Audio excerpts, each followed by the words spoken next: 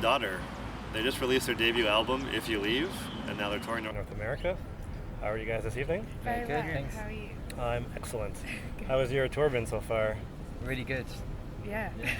Pretty incredible. Same.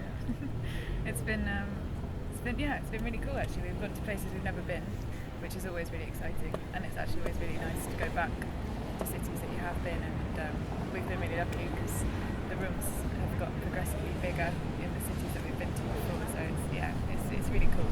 Everyone was really nice, and the audience and stuff. You guys are in Canada during a very special time. It's the hockey playoffs, or ice hockey as you guys might say.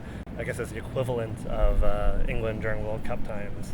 Yeah. But I've noticed something strange. You guys just played in Montreal, and they lost really bad at hockey. You guys are in Toronto today. They lost really bad last night. So since Toronto's playing Boston, can you guys arrange a residency in Boston so Toronto can... Playing in Minneapolis Yeah, and we Chicago as well. we already played So unfortunately, we'll be able to get there. Next time. Next time? Okay. I'll phone in a favor later. Bring our bad luck charm with us. How has the live reception been to the new album? I guess I know it's just come out, but compared to the EPs, do you still find fans are reacting the way you hoped they would? Good. I think it's very much like still new. You know, it came out last week, so it's kind of you know, it's obviously people know like the older songs way more, but I know they seem excited when we play the new ones as well. I mean, I guess I find it still hard to assess. I mean, obviously live is the way to assess it, but can we, I think, to give it a bit more time before you can judge those things. Yeah. I'm not sure if you guys are familiar with the Canadian indie band Stars, but when I spoke with their singer, he said, for him personally, I'm paraphrasing a little bit, but when he does lyrics, he says, I'm kind of boring. I make these characters up and I sing about them.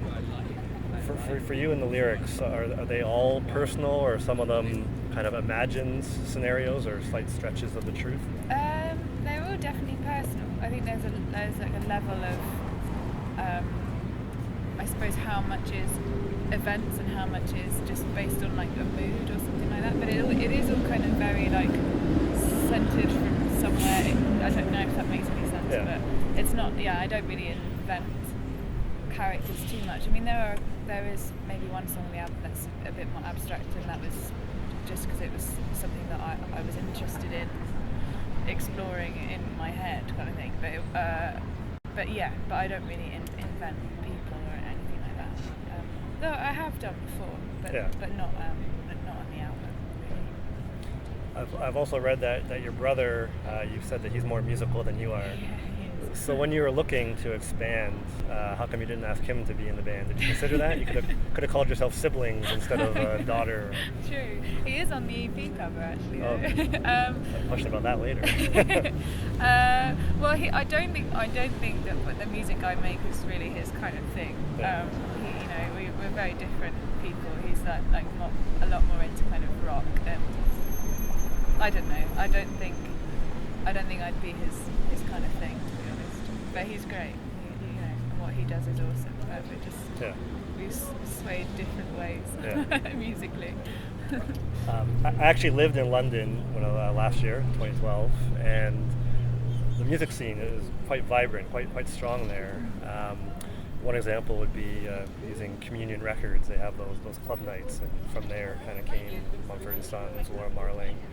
Why do you think the London scene is so strong, so vibrant? Is there any particular reason, or do you feel the same way even?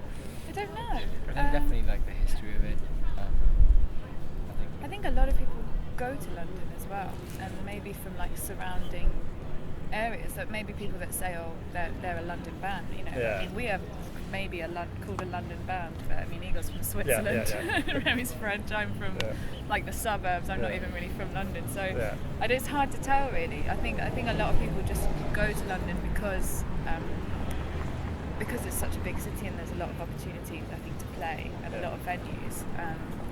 And I think what was different about Communion was that they were, unlike a lot of people that you'd meet, that put on gigs, they really care about music, and they really care about having an audience that listens to the bands. And I think a lot of places that I've played in history of gigging around London and not like that. You know, you have to bring like a certain amount of friends, and then you might get like a pint at the end. You know, it's a bit like, it's ridiculous. You know, and it's not really about the music. It's about, you know, it's about making money for some people. So yeah, so I think Communion were very different in that respect. They were very much about, and even like finding new artists that, you know, maybe were unheard, and saying, no, listen to these guys, and introducing them to other people, and so it was kind of like a community, really. So but yeah, you know what I mean. So I've noticed, and I know people have said this many times to you guys, you have a lot of one-word songs, as do another London band, the XX. Are you guys trading notes for song titles? Or? I didn't actually didn't think about it. No. I mean, it's basically there's like loads of different reasons, which I think it's hard to exactly say where it stemmed from. Started with the first EP and just named the songs. Were 3 out of 4 were, you know, one were titles. Then we did that with the second EP, and used to, I mean, still pretty much always write a set list on our hands, so I always ended up having to be kind of one word stuff. Very clever. And it just kind of, I think it suits the sort of idea behind the song, and maybe the aesthetic of it as well. It's kind of like to give like an indication, like a suggestion, but then, you know, when the song suggests something, and then people can take what they want from it. I mean, that to me, that I think that's like, you know, for a painting, I think it's just like works really well. Yeah. I've also read you're fans of Radiohead in terms of their progressiveness and how they've evolved. Do you guys aspire to you've changed from your EP to your album? Do you see yourself diversifying that to that level, or do you aspire to that? Or definitely, I think that Radiohead, they've diversified, but they've kind of kept like a certain integrity to it. They're not.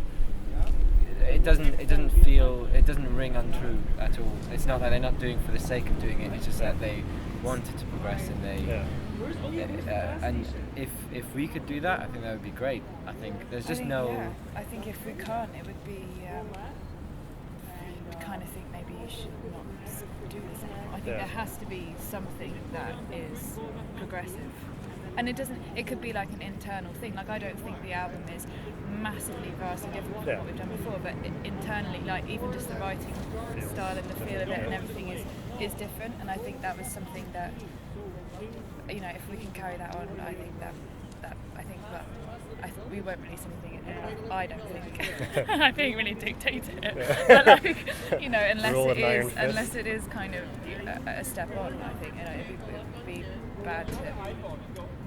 And that doesn't mean making things more complicated. Yeah. You know, that doesn't mean the next album could be extremely simple, or, you know, it doesn't. It's just it needs to be something.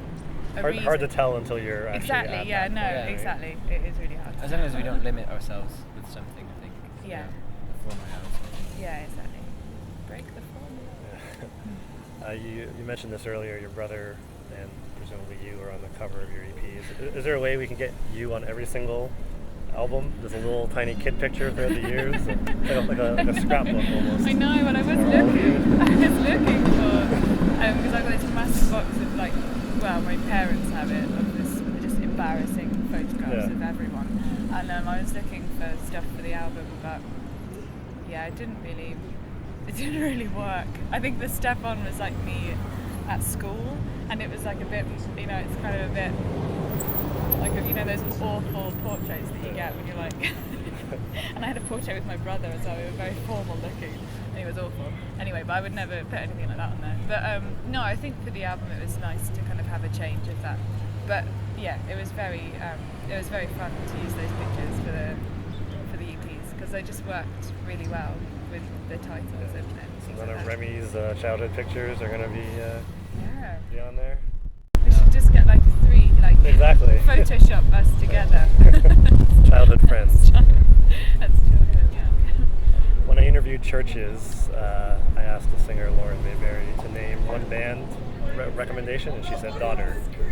So this isn't a leading question back to you, but a band recommendation from all of you for our viewers and readers, a newer band that they may or may not know. And you're not obligated to say Churches. They probably won't see this website. Oh, that's really lovely. Yeah, that's so nice. That's so nice. I don't. There's this guy from the US. I can't remember where, but I know he lives in Brooklyn. He's called Evenings, and he does like sort of minimal, soft electronic music. It's really nice. It's really good. Yeah. I'd say we've had two bands like supporting us on tour in Europe called Bear's Den and now Wilson, and they're lovely bands. And, well, if you haven't heard of them, definitely check them out. They're going to be they're wonderful people and write wonderful music. Great.